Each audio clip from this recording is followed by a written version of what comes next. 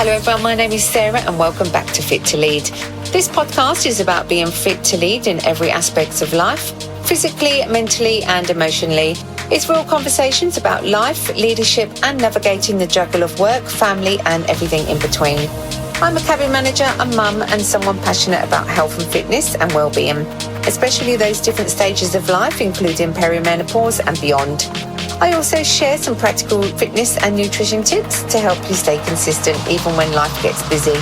And if you haven't already done so, you can download my free guide, The Busy Body Blueprint, at ozcastnetwork.com. Hi everyone and welcome back to Fit to Lead. So in the last couple of episodes, I've been talking about starting again and getting back into some sort of routine after life throws everything at you. But today, I really want to talk about something a bit more real. What do you do when life doesn't really have a routine at all? So sometimes, because of what I do with my work in the airline industry, my schedule is all over the place. It's very unpredictable, especially when we're on home reserves or airport standbys, because we're actually not allocated any flights at all. So airport reserve is slightly different because you do actually get ready and you go to the airport and sit there. So you can be a little bit organized with your food and what you're packing for your in case you get called out on a trip. It doesn't mean to say you are. So again, it's still very unpredictable because you could be on a span of 3 or 4 days of reserve and you're rocking up to the airport and you could get sent home after 5 hours, because normally your average, as you know, any of those that work in the airline, your average airport reserve is for 5 hours. So I could rock up at 5 in the morning and finish at 10 a.m. So that could be 5 hours. I could be coming home, or I could be going off on a trip. I could be going off on a 3-day or 4-day trip and not be coming home until later on in the week. So you do have to prepare for all situations. And sometimes it's really, really hard to do that and to try and keep any consistency. And before I did this job, I was so good. I was super organized, had really good structure, consistency. But once I started flying, it goes out the window, but there's no reason why you can't still be accountable and healthy, looking after yourself. You don't have to run off the rails completely. I know some people do juggle and they do struggle a lot in this industry to keep on track. And it is hard. I'm not going to lie. I'm not going to sit here now and pretend that it's really, really easy, because it's not. It is and can be very challenging. So you do have to be as prepared as you physically can be. So for me, making decisions where I possibly, if I've got a string of reserves, be called out for 3 or 4 days, I do have to think a bit differently about what I pack food-wise. So it may not be as hearty or as good as I would make if I was at home, but it's about being consistent and trying to stay on top and making sure, most of all, that you are hydrated and full. Because if you're not full and you're hungry, you then start picking at all the little chocolates and bits and pieces that are in the snack drawer on the aircraft, which isn't ideal.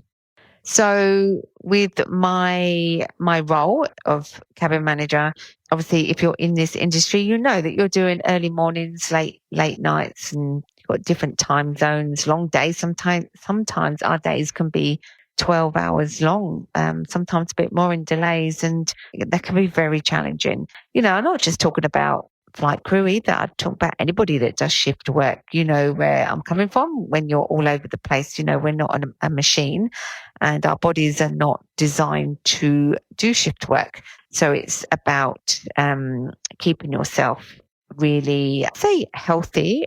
It's just the right choices that we're making, and also making that we're eating. It's so important that we're eating. I've spoken to quite a few people that tend to not eat because they don't have time to eat. Again, with our roles, we can be super busy and we don't get much time to eat, but it's making sure that whatever we are eating is fulfilling our appetite. Trying to stay consistent and training with your food and looking after yourself in general is a real struggle with this job.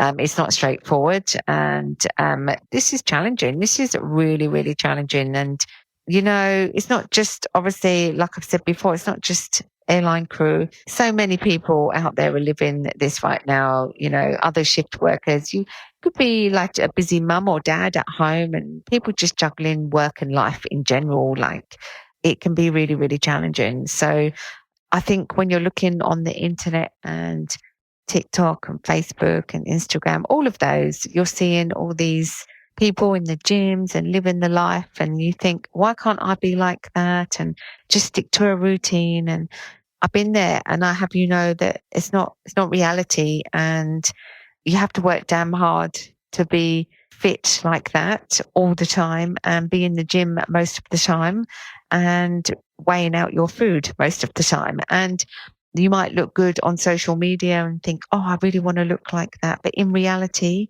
it's not sustainable unless you live that life consistently, which no one sticks to it 100%. It's just impossible. As a human, you might stick to it for a few months consistent, and then you drop the ball like we all do. It is how it is. This is what I've learned from it all. Instead of trying to create the perfect routine, I've just learned how to be flexible within my own chaos. So instead of just giving up because I think I don't have time, I'm too busy, and I just may as well just grab something quick at the airport, a Macca's or whatever, just grab a bag of chips on board. And, and I know making those decisions are not going to work well with me, and it's actually going to make me feel worse. So it's learning to be a bit flexible and think, okay, what can I take? What can I eat? For me, it looks, to be honest, I don't rely on motivation because sometimes I'm not motivated. I mean, how can you be motivated when you've done an 8-9 hour day of flying, maybe more? How can you be motivated to go to the gym? You can't rely on, I'm going to feel motivated at the end of this shift, because you're not. You're actually not going to feel motivated to go to the gym. And I know that I can't, before I leave, go, I'm going to have the perfect day today and I'm going to stay to my routine. I'm going to go to work. I'm going to eat this and I'm going to train at the end of the day, because in the industry I'm in, anything could happen. We have delays, our schedules change last minute, our plans are all over the place. We could be staying somewhere and an aircraft breaks down, so we're staying somewhere else. So it's really, really hard to plan. And when you're on reserve, you can't plan at all. You can't plan your life. You don't know. You turn up at the airport to do an airport reserve and you think, okay, if I get called today, then I do have enough breakfast and lunches, but I don't have evening meals. So this is how I need to adapt to this situation. Wherever I stay, I need to find the local supermarket and choose the wise choices, or I look off the menu in the hotel for the healthiest option. But I'm in control of my breakfast and lunch because I've made that and I'm taking it with me. And I have enough room in my bag to take the same thing every day for 3 to 4 days. So I know I'm covered. And then I just have to be flexible with my evening meal as to where I'm staying. And it's just about making the right choices at the end of the day when it comes down to that. That's my non-negotiables for me. I know that I can't control how it's all going to end up, but what I can control is my non-negotiables, and that is 2 meals of my day. And the last meal, it is what it is. And I just choose what I can and choose wisely. We stay at hotels, so they always have a menu. I stayed at a hotel a few months ago and it was an unscheduled overnight. So I didn't have any food with me. And there was no shops open. It was late by the time I got there. So I just went with the menu on the hotel, but there was fish on there. And instead of it being deep fried, I just asked for it to be steamed or baked, sorry. And they did it. They adjusted it and I just added extra vegetables. And, you don't have to make it over complicated or choose pizzas and chips and things. You can go healthy with that. So it's just having some non-negotiables, and my non-negotiables are making sure that I've got a breakfast and a lunch. And they're the two things that are really important to me. And when it comes to my other non-negotiables, when it comes to movement, again, in hindsight, I think, when I get to the hotel, I'm going to go to the gym. Sometimes I'm so super exhausted. The thought of actually going in to do a workout is just not going to happen. Like realistically, when you've had a 12-hour day, you're so tired. So I just make sure I move my body regardless. It could mean just going out for a walk, or if there's a treadmill in the gym or a bike, I just do light movement. I just make sure I move my body. I may not be moving it to lift weights because my body is exhausted. I just don't have the energy, but I just make sure that I go for a walk, or just, like I say, a light cycle, or even a swim if you're somewhere that's got a pool. And like I said to you, with my food choices, I'm making sure that I'm making a better choice. Not perfect, because it's not perfect because I'm not at home, but it's a better choice. And just checking in with yourself and just how I'm feeling. Don't overcomplicate it and bully yourself for not going to the gym, and then start sitting there thinking, I should have done this, I should have done that. Be kind to yourself and think, it's more beneficial that I am good to myself and I'm resting. I'm getting that light bit of exercise in. I've made the healthiest choice with my meals.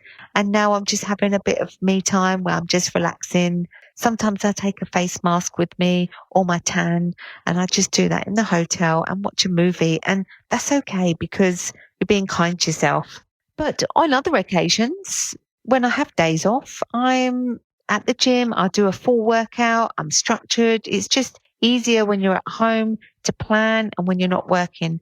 But on those days where you are a shift worker, you know where I'm coming from. You don't have to give it all up and go off the rails because you're tired and you have no structure. It's about small little consistencies. So just showing up for yourself really is what I'm, the answer to this. It's not about being perfect at all. There are still days where I actually do nothing. So there may be a day like yesterday, it was Sunday. I just did nothing. We just went to the shop and then come back and we watched a movie, and saying I didn't do anything. I didn't do anything in the way of exercise. I just relaxed, and I relaxed my body, and I'm finding my body recovers better from giving it some love and attention. But look, I guess the difference is everything's okay in moderation. So I have a really complete rest day yesterday where I did nothing, but I don't stay in that mindset. So today I've got up and I've done a light workout at the gym because I have had surgery. So I am recovering, and I've just had 3.5 weeks off work, and I haven't been able to exercise for all that time after my surgery. So now I'm getting back really slowly. So I've just done a very light exercise. So I'm not back to full lifting weights, which can mentally challenge you, but it's about moving and keeping your body going, and going to the supermarket, planning out my week for this week. I'm back at work at the end of the week. So I've got a couple of days to get myself organized, get some prep done, and get myself back on track, because for the last 3.5 weeks, there's been no prep. There's been no structure. There's been no nothing. It's how I feel when I feel, and I do. But what I want you to take from this today is, when you've got a really chaotic life, when it feels chaotic and you feel like you're not achieving anything, just stop. Stop waiting for the perfect routine. Stop, pull back and think to yourself, then I'm not going to try to do the perfect routine. I'm actually just going to try to get some small consistencies happening, because having the perfect routine is not going to come straight away. It's going to take time to build it. And be flexible, like be open about it. And sometimes if it doesn't work that day, that's okay. Move forward and plan something for the next day. So that's what Fit to Lead's all about. It's about learning how to stay consistent, even when life is unpredictable. I'd love to hear from you all. Do you struggle with routine? Who out there struggles with routine? Do you find that you think that you set up this perfect routine and then you just fall off the bandwagon halfway through? Are you having those struggles? Or when life is a bit all over the place like mine is at the moment, is yours like that? Please share it with me. Send me a message or comment on my post, because I really want to build this around real people and real lives. So thank you for listening today, and I hope you're going to end up having a wonderful week ahead. Take care. Thank you so much for listening to Fit to Lead. I hope today's episode reminded you that no matter what season of life you're in, you are capable of leading yourself forward one step at a time. If you enjoyed this episode, please share it, follow the podcast and leave a review. And don't forget, you can download my free guide, The Busybody Blueprint, at ozcastnetwork.com. Until next time, take care of yourself, stay strong and keep leading with purpose.